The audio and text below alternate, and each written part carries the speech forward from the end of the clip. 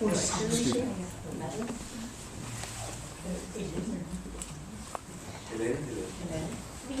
Yeah. Dear American, we warmly thank you for doing us the honor of organizing this awards and ceremony at your private residence. Dear American families who have come over here, not over there. Dear Flemish and Walloon families, dear friends. Rosa, as we call her here in Belgium, has come a long way from the year in 1925. She was born in Brussels to New York. But with her parents, both tailors, and baby brother Henry, also born in 1929 in Brussels, she settled in Geneviève, not far from Liège, probably in 1929, and that is where our saga started. Charles Hendricks, Charles Hendricks and Lambert Hervel, they had married two sisters, Hermance and Marie Lequeux. So the two families were very close and lived in the same old hamlet about Genève.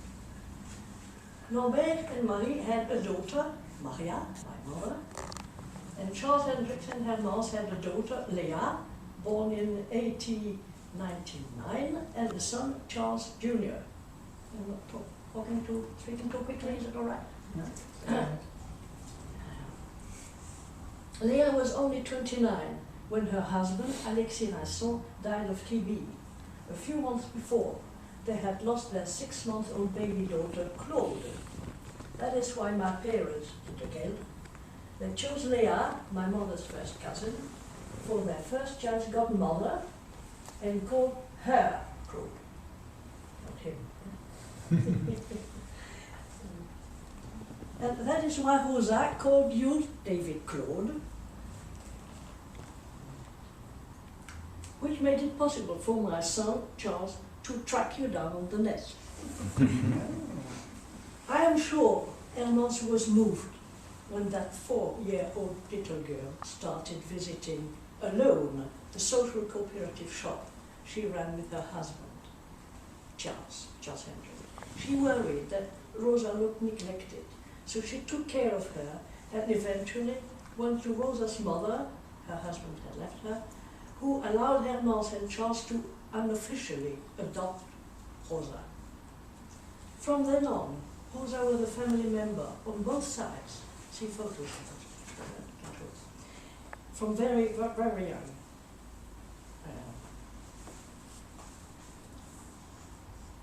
With Hermance, my grandmother, her sister, and the Deguetre children.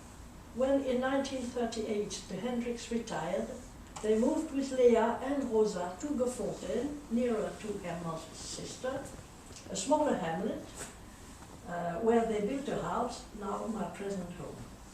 Hermance was soon to die of cancer, so Leah, who never married again, went on taking care of the household, of her aging father and of Rosa, then 13, whom she brought up. She knew that Rosa was a Jew, but as David wrote it, she kept her identity secret and instructed her against taking risks. Gofontaine was only 5 kilometers away from Pepinster. We can work it out in miles. Yes? Where my parents, Laurent Joseph Kik together, and Maria Hervel, both general practitioners, had a house built in 1939 where they had their doctor's practice. Since my mother has a full-time night and day job, she could never be a housewife. So it's her mother, Marie, Hermance's sister, if you follow me, and our grandmother, whom we called Bobonne, who brought up the three of us, Claude, born in 31, myself, Jean-Marie Kikin, born in 32, and Charles, born in 36. Bobonne took care of the whole household, cooking, no fridge, no deep freezer at that time, washing, ironing, cleaning with the occasional help of a maid or a charwoman, and sleeping very little. Rose attended sometime the École Moyenne de Pastel, the middle school, where she played in their small theatre troupe. Then she went on to Verviers High School, where my sister followed her. Rosa had my sister recite her Latin, and she introduced Claude, my sister, and me to Italian painters. She was like a sister to us. We never knew that she was a Jew. We were not told anything to children. It was better not to tell them anything.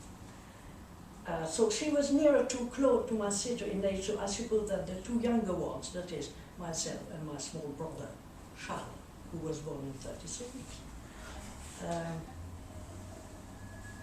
they were left a little aside. As children, we were not told anything about Rosa's identity. To us, she was somebody we loved. But the head teacher in Verrier, she refused to let Rosa attend her school any longer for fear of Nazi reprisals. That is why Rosa then stayed with us for some time in Pepinster.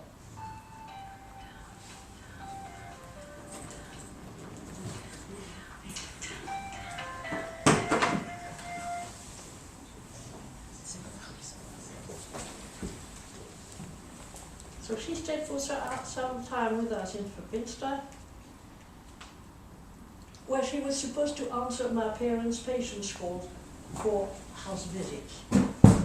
Living with us, Rosa was never hidden, actually.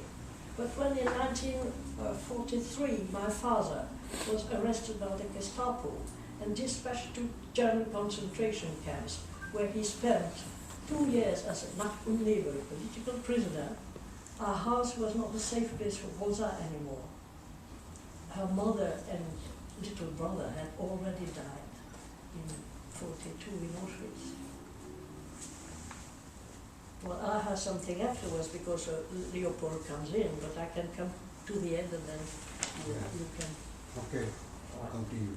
And October 2009, David Claude Mink had landed at Brussels airport, where my son Charles V, yes, he's the fifth child in the family. So my son greeted him with a symbolic rose in his hand. You had asked, how shall I know you who you are? And you will know, you can't miss me. What's in the name, David? When I asked my son to try to find a lawyer called David Mink on the net, he said he had found several of them with the same Christian name, but there was one called David Claude. I knew you were our man. Charles brought you to Beaufontaine, where you met my brother, Charles Revel, Mr. Justice of Peace, and Antoinette Steyers, her brother Leopold, and wife Rosette. In February 10, in Brussels, at Charles's house, Claude, my sister, coming from Sweden, she found one David that she had not seen since he was a baby in Freeport, I think, in 49, something like that. And in March 12, at Charles Poupou's house, yes, David and Janet met Charles and Anne-Sophie and their 3 sons, then invited the adults with Charles de Gelde, my brother, and Zabeth Henri, my younger daughter, for a lively dinner in a quiet place where we are the show. And now, these families' reunion, this family's homecoming, we have come full circle around Rose, our missing link tonight. Remember, Rosa, you started to once. One of your notes to me with à mon doux chèvrefeuille, to my sweet honeysuckle. I have a honeysuckle bush growing against my house. Voilà, Jeanne-Marie Poch-Poch. That's always a little girl, always hopping about like a little kid, a girl kid. That's the end of my story.